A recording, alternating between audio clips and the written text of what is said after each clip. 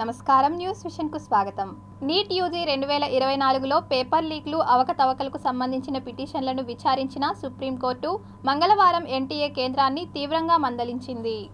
ఎవరైనా చిన్నపాటి నిర్లక్ష్యం చేసినా పూర్తిగా పరిష్కరించాలని సుప్రీంకోర్టు ధర్మాసనం పేర్కొంది. నీట్ కేసులో అమూల్య విజయ్ పినపాటి, నితిన్ విజయ్ తరపున పిటిషన్ దాఖలైంది. నీట్ పేపర్ల లీకేజీపై విచారణ జరిపించాలని పిటిషన్లు కోరాయి. ఈ కేసును జూలై 8న సుప్రీంకోర్టు విచారించనుంది. లక్షలాది మంది చిన్నారులకు సంబంధించిన అంశం కాబట్టి అక్రమాలు జరిగాయా అనేది పరిశీలించాల్సిన అవసరం ఉందని సుప్రీంకోర్టు వ్యాఖ్యానించింది. ఎన్డీఏ సకాలంలో తగిన చర్యలు తీసుకుంటుందని ఆశిస్తున్నామని కోర్టు పేర్కొంది. ఈ పొరపాటు వల్ల ఎవరైనా వైద్యులైతే సమాజానికి ఎంత హానికరమో ఆలోచించమని కోర్టు పేర్కొంది. సుప్రీంకోర్టు నేషనల్ టెస్టింగ్ ఏజెన్సీ కేంద్రం నుండి 2 వారాల్లో సమాధానం కోరింది. నితిన్ విజయ్ తరపు న్యాయవాది మాట్లాడుతూ పరీక్ష ఇలా ఉంటే డాక్టర్ ఎలా అవుతారని ప్రశ్నించింది. గ్రేస్ మార్క్లో ఎన్టీఏ తన తప్పును అంగీకరించిందని పిటిషనర్ తరపు న్యాయవాది తెలిపారు. మరోవైపు కేంద్రం ఎన్టీఏ 2 వారాల్లోగా సమాధానం చెప్పాలని సుప్రీంకోర్టు ఆదేశించింది. పిటిషనర్ ప్రకారం ఈరోజే ఉత్తర్వులు ఇవ్వలేమని చెప్పారు. ఎవరైనా 0.001% నిర్లక్ష్యం వహిస్తే పూర్తిగా పరిష్కరించాలని కేంద్రానికి, ఎన్టీఏకు సుప్రీంకోర్టు సూచించింది. పిల్లలు పరీక్షకు సిద్ధమయ్యారు, వారి కష్టాన్ని మనం మర్చిపోకూడదని సూచించింది. నీట్ యూజీకి వ్యతిరేకంగా దాఖలైన పిటిషన్లను వివాదాస్పద వ్యాజ్యంగా పరిగణించవద్దని కేంద్రానికి, ఎన్టీఏకు కోర్టు తెలిపింది. పరీక్ష నిర్వహణలో ఏదైనా పొరపాటు జరిగితే అంగీకరించి సరిదిద్దుకోవాలని కూడా సుప్రీంకోర్టు 2 సంస్థలను ఆదేశించింది. మరోవైపు నేషనల్ మెడికల్ కమిషన్ హైకోర్టులో వేసిన కేసును సుప్రీంకోర్టుకు బదిలీ చేయాలని నేషనల్ టెస్టింగ్ ఏజెన్సీ పిటిషన్ దాఖలు చేయగా దీనిపై జూలై 8న విచారణ జరుపుతామని సుప్రీంకోర్టు తెలిపింది. గతంలో కూడా ఎన్టీఏ బదిలీ పిటిషన్పై సుప్రీంకోర్టు నోటీసు జారీ చేసి విచారణను జూలై 8కి వాయిదా వేసింది. జూలై 8న పేపర్ లీక్ కేసుపై దర్యాప్తు చేయాలనే డిమాండ్తో పాటు వివిధ అంశాలపై డజను పిటిషన్లను కూడా కోర్టు విచారించనుంది. ఏపీలో కొత్తగా ఏర్పడిన కూటమి ప్రభుత్వం పెన్షన్ పెంచుతూ జీవో నంబర్ 43ని విడుదల చేసింది. అయితే అందులో ఎన్నికల వాగ్దానం బీసీలకు 50 ఏళ్లకే పెన్షన్ అంశం మాత్రం అందులో పేర్కొనలేదు. విభజిత ఆంధ్రప్రదేశ్ 3వ ముఖ్యమంత్రిగా బాధ్యతలు స్వీకరించిన చంద్రబాబు మొదటి 5 సంతకాల్లో పెన్షన్ పెంపునకు సంబంధించిన ఫైల్పై 3వ సంతకం చేశారు. దీంతో సీఎస్ నీరబ్ కుమార్ అధికారిక ఉత్తర్వులు ఇచ్చారు. జీవో నంబర్ 43ని విడుదల చేశారు. దీనిని వెంటనే అమలు చేయాలని ఉత్తర్వుల్లో పేర్కొన్నారు. సంబంధిత అధికారులకు ఈ ఉత్తర్వులను పంపించారు. ఈ ఉత్తర్వులు గవర్నర్ పేరు మీదుగా విడుదల చేస్తున్నట్లు సీఎస్ నీరబ్ కుమార్ పేర్కొన్నారు. దీంతో రాష్ట్రంలో పెన్షన్దారులకు శుభవార్త వచ్చింది. గత ప్రభుత్వం 3,000 రూపాయలు పెన్షన్ ఇస్తే దాన్ని 4,000కు పెంచింది. అలాగే గత 3 నెలలు ఏప్రిల్, మే, జూన్ నెలలకు కూడా 1,000 రూపాయల చొప్పున జూలై నెల 4,000 రూపాయలు, గత 3 నెలల 3,000 రూపాయల మొత్తం 7,000 ఇస్తామని ఎన్నికల్లో ఇచ్చిన హామీని అమలు చేస్తామని ప్రభుత్వం తెలిపింది. మొత్తం 11 కేటగిరీల్లో పెన్షన్ 3,000 రూపాయల నుంచి 4,000కు పెంచారు. పెన్షన్ లబ్ధిదారులు అయిన వృద్ధాప్య, వితంతువులకు, చేనేత కార్మికులకు, కల్లుగీత కార్మికులు, మత్స్యకారులు, ఒంటరి మహిళలు, చెప్పులు కుట్టేవారు, ట్రాన్స్జెండర్, హెచ్ఐవితో జీవిస్తున్న వ్యక్తులలో యాంటీ రెట్రో వైరల్ థెరపీ ఉన్నవారికి, డప్పు కళాకారులకు ఇలా కేటగిరీల్లో పెన్షన్ 3,000 నుంచి 4,000కు పెంచారు. 2 కేటగిరీల్లో పెన్షన్ 3,000 నుంచి 6,000కు పెంచారు. వికలాంగులకు మల్టీ డిఫార్మిటీ లెప్రసీ పెన్షన్ 3,000 నుంచి 6,000 రూపాయలకు పెంచారు. కిడ్నీ, తలసేమియా మొదలైన దీర్ఘకాలిక వ్యాధుల్లో 5 కేటగిరీల్లో 5,000 నుంచి 10,000కు పెంచారు. సార్వత్రిక ఎన్నికల ఫలితాల తర్వాత మరోసారి ఈవీఎంలపై రకరకాల ఆరోపణలు, విమర్శలు వస్తున్నాయి. ఈవీఎంల వాడకంపై సంచలన వ్యాఖ్యలు చేశారు మాజీ ముఖ్యమంత్రి వైఎస్ జగన్. ఈవీఎంల ట్యాంపరింగ్, హ్యాకింగ్ ఆరోపణలు వెల్లువెత్తుతున్న వేళ ఆయన వ్యాఖ్యలకు ప్రాధాన్యత సంతరించుకుంది. ఈవీఎంల విషయంపై సోషల్ మీడియా వేదికగా స్పందించిన మాజీ సీఎం, న్యాయం కేవలం జరిగినట్లు కనిపించడం కాదు, నిజంగా జరగాలి. అలాగే ప్రజాస్వామ్యం అనేది బలంగా ఉండడమే కాకుండా నిస్సందేహంగా ప్రబలంగా ఉండాలి. ప్రపంచవ్యాప్తంగా ఎన్నికల పద్ధతుల్లో దాదాపు అభివృద్ధి చెందిన ప్రతి ప్రజాస్వామ్య దేశంలోనూ పేపర్ బ్యాలెట్లే వాడుతున్నారు. ఈవీఎంలను ఉపయోగించడం లేదు. ఈవీఎంల బదులు పోస్టల్ బ్యాలెట్లను ఉపయోగించాలి. మన ప్రజాస్వామ్యం నిజమైన స్ఫూర్తిని నిలబెట్టుకోవడంలో మనం కూడా అదే దిశగా పయనించాలి అంటూ ఎక్స్లో పోస్ట్ చేశారు వైఎస్ జగన్. కాగా గత ఎన్నికల్లో 151 అసెంబ్లీ స్థానాల్లో విజయకేతనం ఎగురవేసిన వైఎస్ఆర్ కాంగ్రెస్ పార్టీ 2024 సార్వత్రిక ఎన్నికల్లో చతికిల పడిపోయింది. టీడీపీ, జనసేన, బీజేపీ కూటమి ప్రభంజనం సృష్టించగా వైనాట్ 175 అంటూ ఎన్నికల్లోకి వెళ్లిన వైసీపీ కేవలం 11 స్థానాలకే పరిమితమైన విషయం విదితమే. అయితే సార్వత్రిక ఎన్నికల ఫలితాల తర్వాత కేంద్రంలో బీజేపీకి సీట్లు దక్కినా ఎన్డీఏ కూటమి అధికారంలోకి రాగా ఈవీఎంలపై విపక్షాల నుంచి ఆరోపణలు వస్తూనే ఉన్నాయి. ఈ తరుణంలో వైఎస్ జగన్ చేసిన వ్యాఖ్యలు కీలకంగా మారాయి. ఏపీ డిప్యూటీ సీఎం పవన్ భద్రత పెంచింది ప్రభుత్వం. వైప్లస్ సెక్యూరిటీతో పాటు బుల్లెట్ ప్రూఫ్ కార్ను పవన్కు కేటాయించింది ప్రభుత్వం. మొదటిసారి డిప్యూటీ సీఎం హోదాలో వస్తున్న పవన్ కళ్యాణ్కు భారీ మానవహారంతో ఘనస్వాగతం పలికేందుకు ఏర్పాట్లు చేస్తున్నారు అమరావతి రైతులు. మరోవైపు డిప్యూటీ సీఎం పవన్కు భద్రత పెంచింది ప్రభుత్వం. వైప్లస్ సెక్యూరిటీతో పాటు బుల్లెట్ ప్రూఫ్ కార్ను పవన్కు కేటాయించింది ప్రభుత్వం. బుధవారం పంచాయతీరాజ్, గ్రామీణాభివృద్ధి, పర్యావరణ, అటవీ శాఖల మంత్రిగా బాధ్యతలు స్వీకరిస్తారు పవన్. గన్నవరం చేరుకోనున్న పవన్ కళ్యాణ్ విజయవాడలో డిప్యూటీ సీఎం క్యాంప్ ఆఫీసును పరిశీలించారు. విజయవాడ ఇరిగేషన్ క్యాంప్ ఆఫీస్ పవన్కు కేటాయించారు. తర్వాత మంగళగిరి పార్టీ ఆఫీస్కు చేరుకోనున్నారు. మధ్యాహ్నం సచివాలయానికి చేరుకుని 2వ బ్లాక్లోని తన ఛాంబర్ను పరిశీలించారు. డిప్యూటీ సీఎంగా బాధ్యతలు చేపట్టనున్న పవన్ కళ్యాణ్కు వైప్లస్ కేటగిరీ ఎస్కర్ట్ సెక్యూరిటీ పెంచింది ప్రభుత్వం. అలాగే బుల్లెట్ ప్రూఫ్ కార్ను కూడా కేటాయించింది. తిరుమల శ్రీవారిని పలువురు ప్రముఖులు దర్శించి మొక్కులు చెల్లించుకున్నారు. తిరుమల శ్రీవారి నైవేద్య విరామ సమయంలో సినీ దర్శకుడు Trivikram Srinivas and family, Telangana minister Tummala Nageswara Rao తదితరులు దర్శించుకున్నారు. వీరికి రంగనాయక మండపంలో వేద పండితులు వేద ఆశీర్వచనాలు చేసి స్వామివారి తీర్థప్రసాదాలను అందించారు. అన్నా క్యాంటీన్లను పరిశీలించి అధికారులకు తగిన సూచనలు చేశారు commissioner Aditi Singh. Tirupati municipal corporation పరిధిలోని గతంలో నిర్వహణలో ఉండి మూతబడిన అన్నా క్యాంటీన్లను మంగళవారం Tirupati municipal corporation commissioner Aditi Singh IAS పరిశీలించారు. ముఖ్యంగా తిరుపతి నగరంలో ఎంఆర్పల్లి పంచాయతీ ఆఫీస్ ముందు, అదేవిధంగా ఈఎస్ఐ హాస్పిటల్ ముందు, న్యూ బాలాజీ కాలనీలోను, అదేవిధంగా స్విమ్ సర్కిల్ వద్ద గతంలో ఏర్పాటు చేసి అటు తర్వాత ప్రైవేట్ వ్యక్తులకు కేటాయించిన అన్నా క్యాంటీన్లను కమిషనర్ పరిశీలిస్తూ త్వరలో నూతన ప్రభుత్వం అన్నా క్యాంటీన్లను ప్రారంభించడం జరుగుతుందనే విషయాన్ని అధికారులకు తెలియజేస్తూ వాటి యొక్క స్థితిగతులను కమిషనర్ పరిశీలించడం జరిగింది. 3 క్యాంటీన్లు ఖాళీగా ఉన్నాయని, స్విమ్ సర్కిల్ వద్దున్న ప్రైవేట్ క్యాంటీన్ను త్వరలో ఖాళీ చేయించి అన్నా క్యాంటీన్ల నిర్వహణకు సిద్ధం చేయించాలని కమిషనర్ ఆదేశాలు జారీ చేశారు. అదేవిధంగా బాలాజీ కాలనీలోని గార్బేజ్ సెంటర్ను, ఎంఆర్పల్లి సర్కిల్ నుండి పంచాయతీ ఆఫీస్ వరకు డ్రైనేజీ వ్యవస్థను కమిషనర్ పరిశీలించి ఎప్పటికప్పుడు కాలువల్లో చెత్తను తొలగించాలని, కాలువల్లో చెత్త వేసే వారిని గుర్తించి జరిమానాలు విధించాలన్నారు. తిరుపతి పరిశుభ్రతకు ప్రతి ఒక్కరూ సహకరించాలని, తమ పరిసరాలను పరిశుభ్రంగా ఉంచుకోవడంతో పాటు ప్రతిరోజు చెత్తను తడి చెత్త, పొడి చెత్తగా వేరు చేసి తమ సిబ్బందికి అందజేయాలని కొంతమంది ప్రజలకు కమిషనర్ అదితి సింగ్ ఐఏఎస్ తెలియజేయడం జరిగింది. కమిషనర్ వెంట superintendent engineer Tirumalika Mohan, municipal engineer Chandrasekhar, health officer doctor Yuva Anvesh Reddy, DE Mahesh, sanitary supervisor Chenchayya పాల్గొన్నారు. ప్రజా సమస్యల పరిష్కార వేదిక కార్యక్రమం చిత్తూరు జిల్లా కలెక్టర్ కార్యాలయంలో జిల్లా కలెక్టర్ సగిలి షణ్మోహన్ ఆధ్వర్యంలో జరిగింది. స్పందన కార్యక్రమానికి పేరు మార్చిన అనంతరం జిల్లాలోని వివిధ ప్రాంతాల నుండి ప్రజలు తమ సమస్యలు పరిష్కరించాలని కోరుతూ జిల్లా అధికారులకు వినతులు సమర్పించారు. దీనిపై స్పందించిన కలెక్టర్ వెంటనే సమస్యలు పరిష్కరించాలని అధికారులను ఆదేశించారు. గతంలో సోమవారం స్పందన కార్యక్రమం నిర్వహించేవారు. ఆ కార్యక్రమాన్ని ప్రజా సమస్యల పరిష్కార వేదిక అనే పేరుతో ప్రతి సోమవారం నిర్వహించడం జరుగుతుందని జిల్లా కలెక్టర్ సగిలి షణ్మోహన్ తెలిపారు.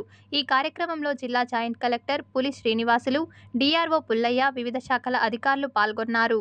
మామిడి పంట టన్నుకు 35,000 రూపాయల మద్దతు ధర ప్రకటించాలని రైతు సంఘాల సమాఖ్య ఆధ్వర్యంలో జిల్లా కలెక్టర్కు వినతిపత్రం సమర్పించారు. ప్రజా సమస్యల పరిష్కార వేదిక కార్యక్రమం జిల్లా కలెక్టర్ కార్యాలయంలో కలెక్టర్ సగిలి షణ్మోహన్ అధ్యక్షతన జరిగింది. ఈ సందర్భంగా జిల్లాలో పల్ప్ ఫ్యాక్టరీల యజమానులు ఇష్టానురాజ్యంగా ధరలు నిర్ణయిస్తూ రైతులను దోపిడీకి గురిచేస్తున్నారని ఆరోపించారు.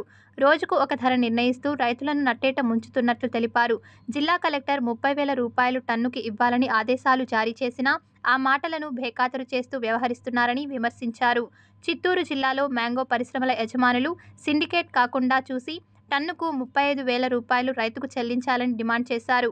ఈ కార్యక్రమంలో రైతు సంఘాల సమాఖ్య నాయకులు హరిబాబు చౌదరి, చంద్రశేఖర్ నాయుడు, పలువురు రైతులు పాల్గొన్నారు. రైతుల సమస్యలపైన జిల్లా కలెక్టర్ కలవనుంది. దీనికి జిల్లా కలెక్టర్ కూడా సానుకూలంగా స్పందించినారు. విషయం ఏమంటే గత 2 సంవత్సరాలుగా మామిడి రైతులు గిట్టుబాటు ధర లేకుండా నీరసించిపోయారు. ఆత్మహత్య వైపు కూడా వెళ్ళిపోతున్నారు. కాబట్టి మామిడి రైతులకు గిట్టుబాటు ధర కల్పించి కనీసం మద్దతు ధర 35,000 ప్రకటించి మామిడి రైతులు ఆదుకోవాలి ప్రభుత్వం. రైతులపైన నిర్లక్ష్యం వహించిన ఏ ప్రభుత్వం ఇంతవరకు కాలం చేయలేదు. కాబట్టి ప్రస్తుతం ఉన్న మామిడి పంటలో గిట్టుబాటు ధర లేదు. కనీసం మందులు పిచికారీ చేసిన డబ్బులు కూడా రావటం లేదు. చిత్తూరు రేట్లు పెట్టుకొని మీరు చిత్తూరు చేయాలనే కానీ చిత్తూరు మామిడి పరిశ్రమకి నెంబర్ 1. ఇక్కడ చుట్టుపక్కల 100 ఫ్యాక్టరీలు ఉన్నాయి. తాసా వాళ్ళది కానీ పెద్ద జైన్ వాళ్ళది కానీ పెద్ద ఫ్యాక్టరీ ఉండే చిత్తూరులో. మనం అక్కడ ఉన్నో పెట్టుకొని కోకాకోలా వాళ్ళు కానీ ప్యారిస్ సంస్థలు కానీ ఇవి వ్యాపారాలు చేస్తున్నాయి. కాబట్టి మేమేం చెప్తున్నామంటే ఈరోజు ప్రభుత్వాలను అయితేమి మాధ్యమాలను కూడా మేమేం కోరుకుంటున్నామంటే మీరు కూడా వాళ్ళ లైన్లోకి లాగాలి. మనం లాగి ఎందుకు రైతుల్ని మరి దోచుకుంటున్నాం మీరు అడగాల్సిన అవసరం ఉంది. చిత్తూరులో నెలకొన్న సమస్యలు పరిష్కరించి అభివృద్ధి చేయాలని విజ్ఞప్తి చేస్తూ స్మార్ట్ సిటీ నాయకులు చైతన్య, సురేంద్రనాథ్ చిత్తూరు జిల్లా కలెక్టర్కు వినతిపత్రం అందజేశారు. జిల్లా కలెక్టర్ కార్యాలయంలో నూతన ప్రజా సమస్యల పరిష్కార వేదికలో వినతిపత్రం సమర్పించారు. ఈ సందర్భంగా మాట్లాడుతూ నూతనంగా ఎంపికైన ఎమ్మెల్యే, ఎంపీలకు శుభాకాంక్షలు తెలియజేస్తూ ఎన్నికల సందర్భంగా చిత్తూరు ఎమ్మెల్యే గురజాల జగన్మోహన్, ఎంపీ దగ్గుమల్ల ప్రసాదరావులు చిత్తూరు సమస్యల పరిష్కరిస్తామని మేనిఫెస్టో రూపంలో విడుదల చేసిన విషయం ప్రస్తావించారు. వెంటనే చిత్తూరు అభివృద్ధికి శ్రీకారం చుట్టి సమస్యలు పరిష్కరించాలని డిమాండ్ చేశారు. అట్లాగే మురికివాడల్ని 70 గుర్తించింది మున్సిపాలిటీ. ఈ 70 మురికివాడల్లో మౌలిక సదుపాయాలు ఏమి లేవు. రోడ్లు లేవు, కాలువలు లేవు, కుళాయిలు లేవు, లైట్లు లేవు, దోమలు విపరీతంగా ఉన్నది. కాబట్టి మున్సిపల్ కమిషనర్ గారు మాట్లాడతారా కానీ చేతల్లో ఏమీ లేదని చెప్పేసి మా అభిప్రాయం. గతంలో అర్జీ ఇచ్చినాము. ఇప్పుడు ప్రభుత్వం మారింది కాబట్టి ముఖ్యమంత్రి గారు చిత్తూరుకు వచ్చినప్పుడు చిత్తూరుని ఎడ్యుకేషన్ హబ్గా మారుస్తామన్నారు, ఆ యూనివర్సిటీ తెస్తామన్నారు. ముఖ్యమంత్రి గారు ఇచ్చిన హామీలు, ఎలక్షన్లో పోటీ చేసిన ఎంపీ గారు, అలాగే చిత్తూరు నియోజకవర్గం ఎమ్మెల్యే గారు ఇచ్చిన హామీలన్నీ కూడా ఈరోజు అన్ని పత్రికల్లో, వార్తా మీడియాలో వచ్చింది. వాళ్ళు ఇచ్చిన హామీల ప్రకారం అభివృద్ధి చేయాలి. తిరుపతి హరేరామ హరే కృష్ణ మందిరంలో మంగళవారం అష్టసఖి రాధాకృష్ణులను సుప్రభాతంతో మేల్కొల్పి తులసి పూజ, నరసింహ పూజ తదితర పూజాది కార్యక్రమాలను ఘనంగా నిర్వహించారు. తిరుపతి ఇస్కాన్ మందిరంలో రాధాకృష్ణ స్వామివార్లను మేల్కొల్పి విశేష నివేదనలు సమర్పించి భక్తులకు దర్శన భాగ్యాన్ని కల్పించారు. ఈ సందర్భంగా వారు మాట్లాడుతూ ఏకాదశి నాడు వ్రతం నిర్వహిస్తే అంతా మంచి జరుగుతుందని పేర్కొన్నారు.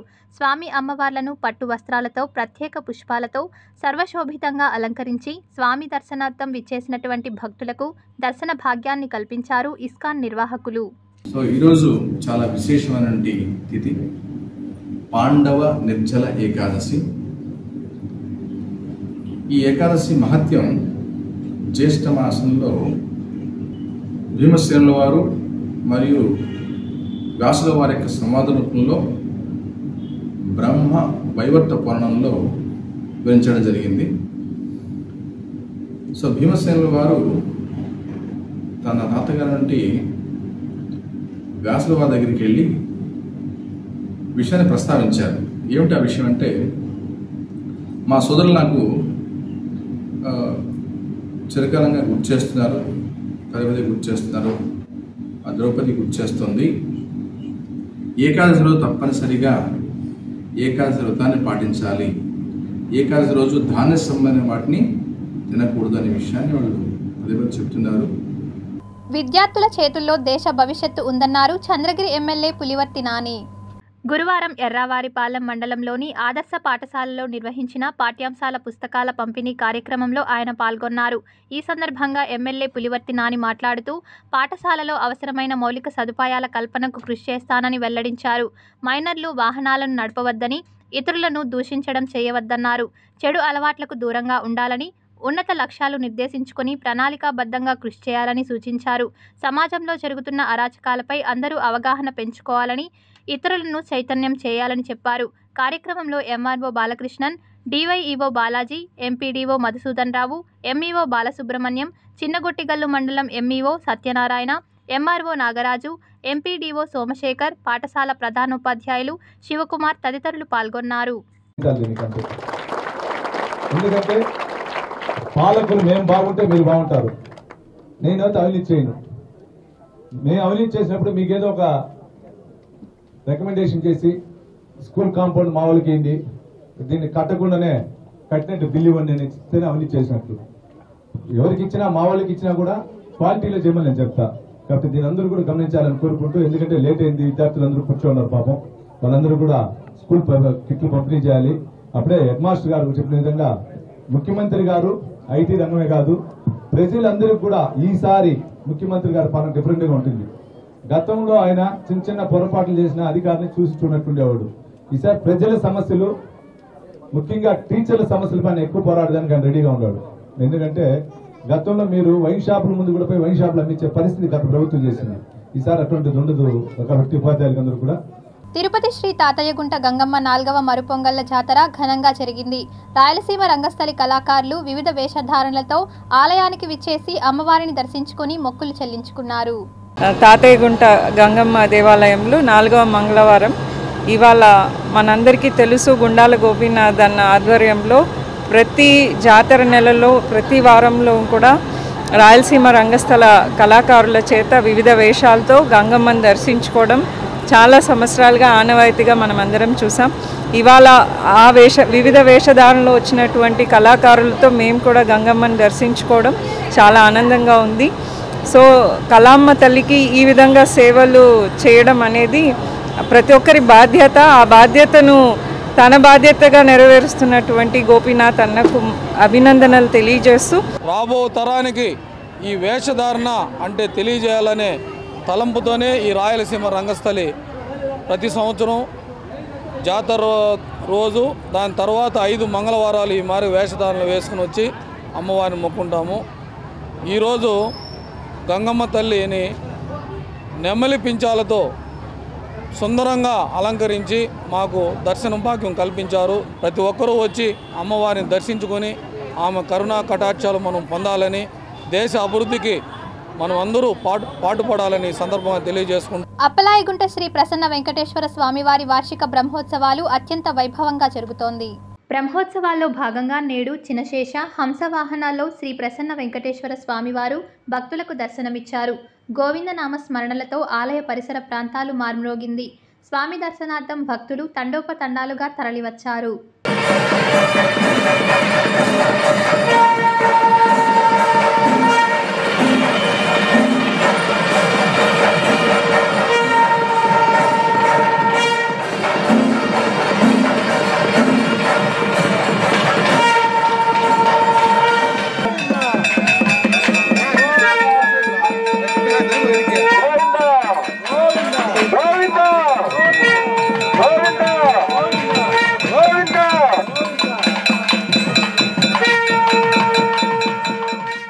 తిరుపతి ఆటో నగర్లో ఈ నెల 15న జరిగిన ప్రసాద్ హత్య కేసులో పోలీసులు విచారణ వేగవంతం చేశారు.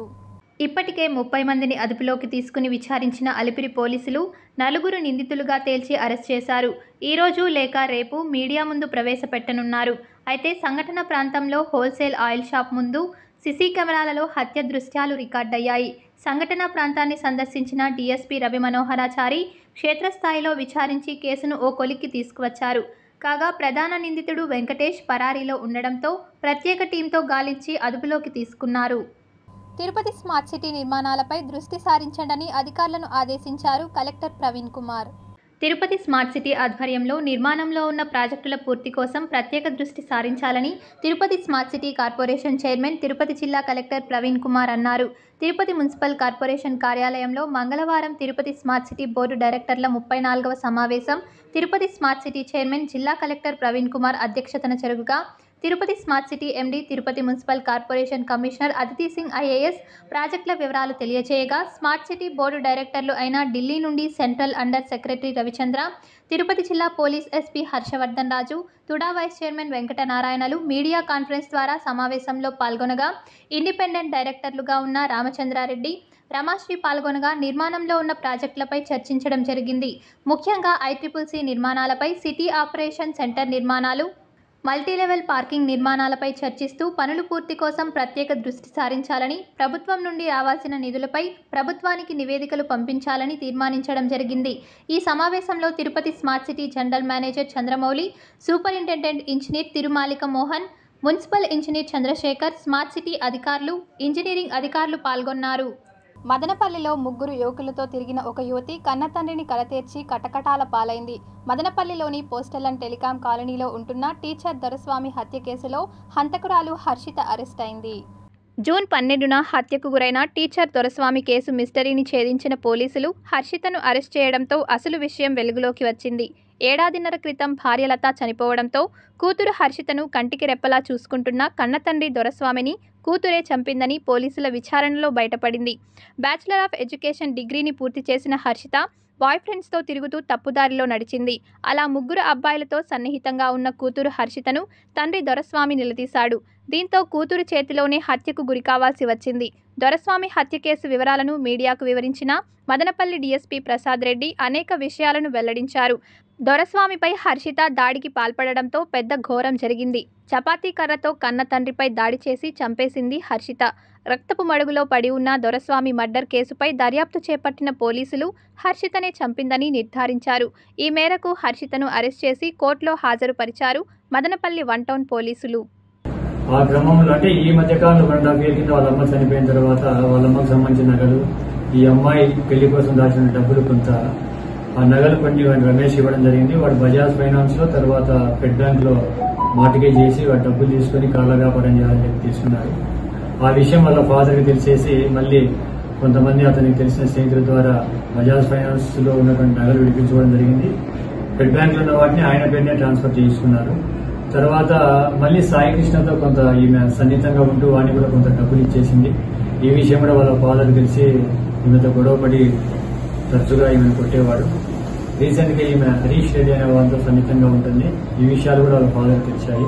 కాబట్టి వాళ్ళ ఆయన ఈ మధ్యకాలంలో ఒక సంబంధము బైరెడ్డిపల్లిలో చూశాడు. ఈ అమ్మాయి కోసం వివాహం చేసుకోమని చెప్పి చెప్తా ఉన్నారు. ఈ విషయంలో అమ్మాయికి నచ్చలేదు, వివాహం చేసుకోవడం గొడవ జరుగుతూ ఉంది. ఆ క్రమంలో 12వ తేదీ రాత్రి ఆయన వాళ్ళ నాన్న తెచ్చిన సంబంధం చేసుకోవడం చెప్పేసి వాళ్ళని ఉంటే ఇద్దరి మధ్య గొడవ జరిగింది.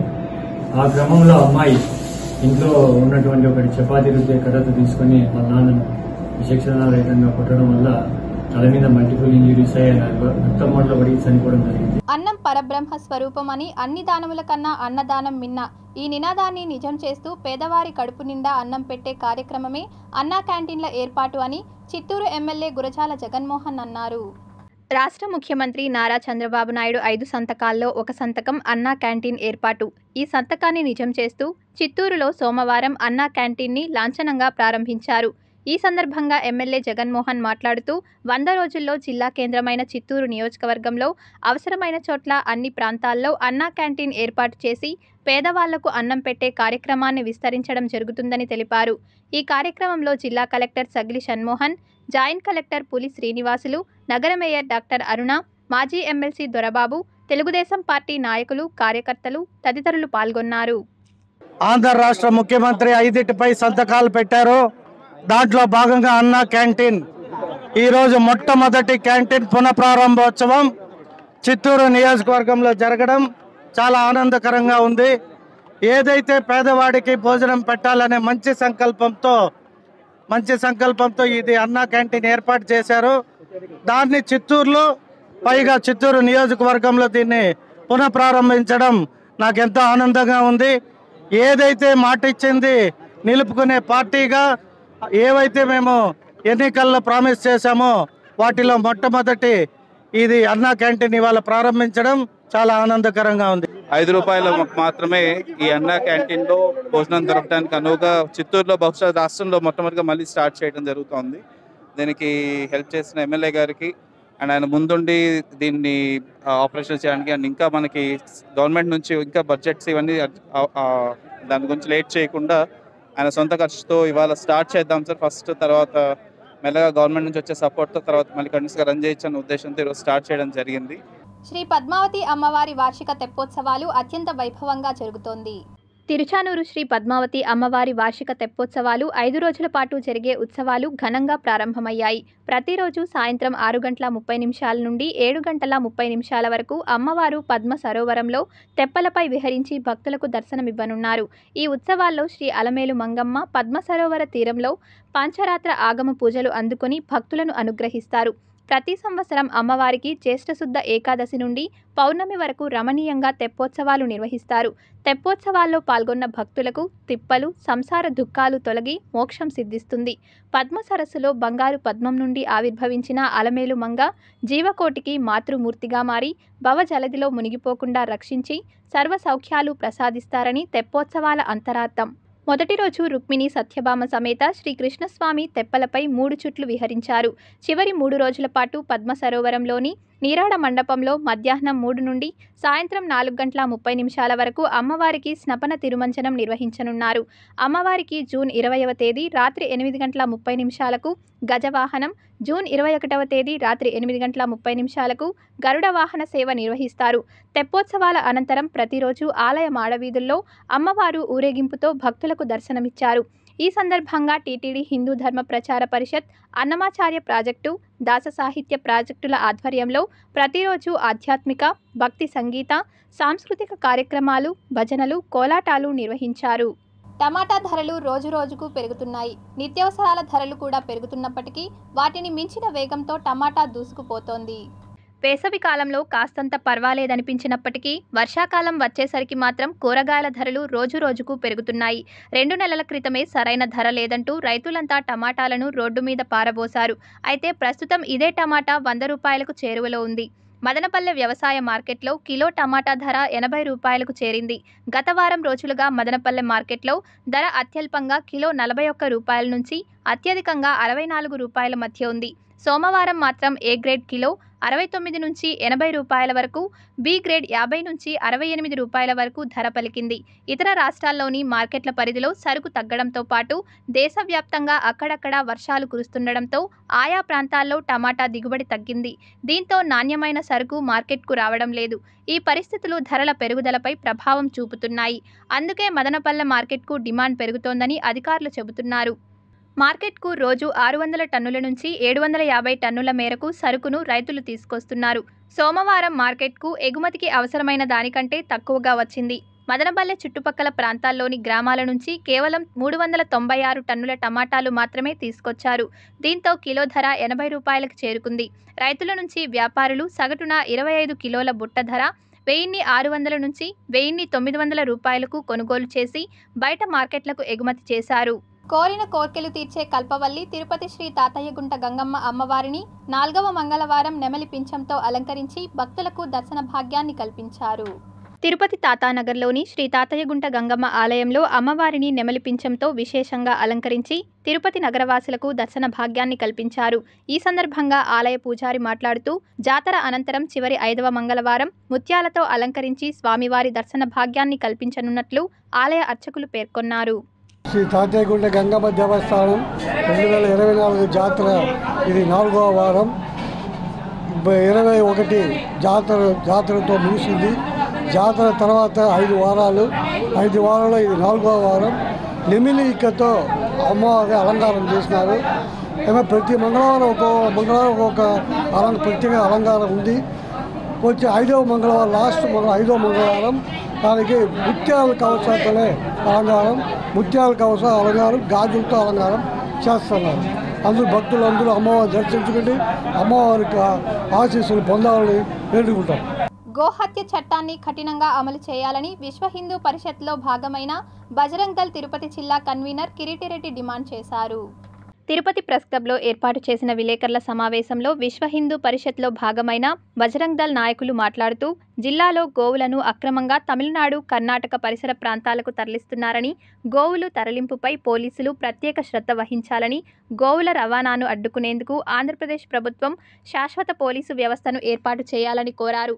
గోవులను వధించడం మహాపాపమని, అటువంటి వారిని గుర్తించి పోలీసులు వారిపై శాఖాపరమైన చర్యలు తీసుకునేలా చర్యలు చేపట్టాలని బజరంగ్ దళ్ నాయకులు డిమాండ్ చేశారు. గతంలో చాలాసార్లు మనం అధికారుల దృష్టికి నివేదికల పరంగా, ఇన్ఫర్మేషన్ పరంగా తీసుకెళ్ళినప్పటికీ కంటితుడుపు చర్యల్లాగానే వాళ్ళ యాక్షన్ ఉంటా వచ్చింది. కఠినంగా ఎక్కడ వ్యవహరించిన దాఖలాలు లేవు. తిరుపతిలో మనకి చాలా చోట్ల ఆదివారం అయితే గోవులను కోయడము, సాటర్డే నైట్ నుంచే అలా చేస్తూ రావడము అన్నీ జరుగుతూ వస్తున్నాయి. ఇట్లాంటి యాక్టివిటీస్ని గవర్నమెంట్ కూడా ఎంకరేజ్ చేయకూడదు. రాజ్యాంగంలో పొందుపరిచినట్టు గోవధ చట్టాలు ఏవైతే ఉన్నాయో వాటిని కఠినంగా అమలు చేసి గోవధ చేసే వాళ్ళపై కఠినంగా చర్యలు తీసుకోవాలని చెప్పేసి విశ్వ హిందూ పరిషత్ బజరంగ్ దళ్ తరపున గట్టిగా డిమాండ్ చేస్తూ ఉన్నాము. ఉపయోగం పాలు ఇవ్వని ఆవులు, తర్వాత కోడదూడలు పనికిరావు అని చెప్పేసి ఫార్మర్స్, రైతులు వచ్చి దాన్ని అమ్మడం జరుగుతుంది. లేకపోతే ఫోర్స్ఫుల్గానో డబ్బుల కోసమో దేనికో మెయింటెనెన్స్ చేయకపోవడం వల్లనో అమ్మడం జరుగుతుంది. వాళ్ళు ఇది అమ్మకుండగా ఉంటే ఇట్లా ఇల్లీగల్ స్లాటర్ హౌసెస్ కానీ లీగల్గా జరిపే స్లాటర్ హౌసెస్ కానీ వాళ్ళు తీసుకోలేరు, వీళ్ళు అమ్మితేనే వాళ్ళు కొనుక్కుంటారు. ఆంధ్రప్రదేశ్ రాష్ట్ర రోడ్డు రవాణా సంస్థ విద్యార్థులకు రాయితీ ఉచిత బస్ పాసులపై ఉత్తర్వులు అందడంతో బస్ పాసులు మంజూరు చేస్తున్నామని ఏటీఎం రామచంద్రనాయుడు తెలిపారు.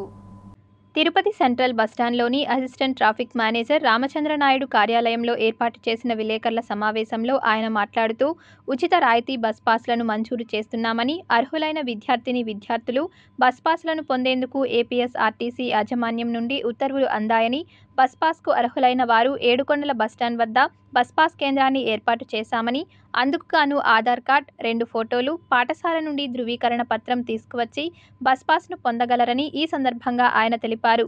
ముఖ్యంగా తిరుపతి నుండి 50 కిలోమీటర్ల పరిధిలోని విద్యార్థులు ఈ బస్ పాస్ను పొందేందుకు అవకాశం కల్పిస్తున్నామని, ఈ అవకాశాన్ని ప్రతి ఒక్క విద్యార్థి సద్వినియోగం చేసుకోవాలని రామచంద్రనాయుడు కోరారు.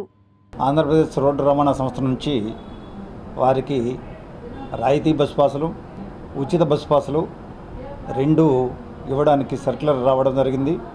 ఈ సందర్భంగా తిరుపతిలో ఏడుకొండల బస్ స్టేషన్లో వారికి బస్ పాసులు ఇచ్చేదానికై ఓ ప్రాంతాన్ని ఎన్నిక చేసి ఆ ప్రాంతం ద్వారా బస్ పాసులు ఇస్తున్నాం. ఇవి పిల్లలకు 50 కిలోమీటర్ల వరకు, అంటే వారి ఇంటి వద్ద నుంచి 50 కిలోమీటర్ల వరకు బస్ పాసులు ఉచితంగాను మరియు రాయితీగాను ఇవ్వబడుతుంది. ఈ అవకాశాన్ని పిల్లలు ఉపయోగించుకొని వారి చదువును మరింత ముందుకు తీసుకొని పోగలరనేసి ఆశిస్తూ, అదేవిధంగా వాళ్ళకి బస్ పాస్ కావాలంటే వారు ఆధార్ కార్డు, ఒక ఫోటో, అడ్మిషన్ సర్టిఫికెట్ ఈ 3 తీసుకొస్తే కన్నా వారికి వెంటనే 10 నిమిషాల్లోనే విద్యార్థులకు బస్ పాసు మంజూరు చేయబడుతుంది. దీనిని గమనించి అందరూ కూడా ఈ అవకాశాన్ని ఉపయోగించుకోవాల్సిందిగా కోరుచున్నాము. Thank you. రాత్రిపూట ప్రయాణం చేసే రైల్వే ప్రయాణికుల నుండి అందిన ఫిర్యాదుల మేరకు స్టేషన్లో అదనపు భద్రతా సిబ్బందిని ఏర్పాటు చేసినట్టు రైల్వే సీఐ మధుసూదన్ తెలిపారు. విద్యార్థులకు పాఠశాలలు, కాలేజీలు పునఃప్రారంభం కావడంతో రైలు మార్గం ద్వారా వారి సొంత ఊర్ల నుండి తిరుపతికి చదువు రీత్యా స్వామివారి దర్శనార్థం రైలు ప్రయాణం ద్వారా స్టేషన్కి విచ్చేస్తుంటారు. అయితే వివిధ ప్రాంతాల నుండి విచ్చేసినటువంటి యాత్రికులు అందించిన ఫిర్యాదుల మేరకు తిరుపతి రైల్వే స్టేషన్లో అదనంగా ఎక్స్ ఆర్మీ పర్సన్స్ యొక్క సహకారం రైల్వే ప్రొటెక్షన్ సెక్యూర్ ఫోర్స్ను ఏర్పాటు చేయడం జరిగిందని, తిరుపతి రైల్వే స్టేషన్ పరిసర ప్రాంతాల్లో రైలు బోగీలలో ఎటువంటి దొంగతనాలు జరగకుండా ఏసీ కంపార్ట్మెంట్, స్లీపర్ కోచ్లలో భద్రతను ఏర్పాటు చేసి తమ వంతు కృషి చేస్తున్నామని, ముఖ్యంగా రాత్రిపూట ప్రయాణించే ప్రయాణికులు ఆభరణాలు, డబ్బులు, అధిక లగేజీతో ప్రయాణం చేయడం శ్రేష్టకరం కాదని రైల్వే సర్కిల్ ఇన్స్పెక్టర్ మధుసూదన్ మీడియాకి తెలిపారు. కాపాడుతున్నాము మరియు ప్యాసింజర్స్ని క్రౌడ్ రెగ్యులేషన్ కూడా చేస్తున్నాం. మరి ఈ మధ్య కాలంలో ఎక్కువగా కంప్లైంట్స్ వస్తున్నాయి. మనకి చైన్ స్నాచింగ్ ఇన్సిడెంట్స్, మనకి లేడీస్ ఆభరణాలు వేసుకొని కిటికీ దగ్గర కూర్చోవడాలు, తర్వాత ఈ రేణిగుంట అవుటరు మరియు తిరుపతి అవుటర్ కూడా మేము పటిష్టంగా ఆర్పిఎస్ఎఫ్ ఏమవుతుందంటే లేడీస్ బండి దిగేటప్పుడు ఆ లగేజ్ అన్నీ తీసుకుని డోర్ దగ్గర నించుంటున్నారు. అది కూడా అలాంటప్పుడు కూడా చాలా జాగ్రత్తగా ఉండాల్సిందిగా కోరుతున్నాం. Tirupati gold jewellery and silver merchants association సమాచారం మేరకు తిరుపతి లోకల్ బులియన్ మార్కెట్లో బంగారం, వెండి ధరలు ఇలా ఉంటాయి. 24 క్యారెట్ల అపరంజి బంగారం 10 గ్రాముల ధర 73,590 రూపాయలు. 22 క్యారెట్ల బంగారం 1 గ్రాము ధర 6,608 రూపాయలు. వెండి 1 కేజీ ధర 90,100 రూపాయలు. రిటైల్ వెండి 1 గ్రాము ధర 92 రూపాయల 10 పైసలుగా ఉంటుంది. ఈ వార్తలు ఇంతటితో సమాప్తం. సమగ్ర సమాచారంతో న్యూస్ విషన్లో మళ్ళీ కలుద్దాం. అంతవరకు సెలవు. నమస్కారం.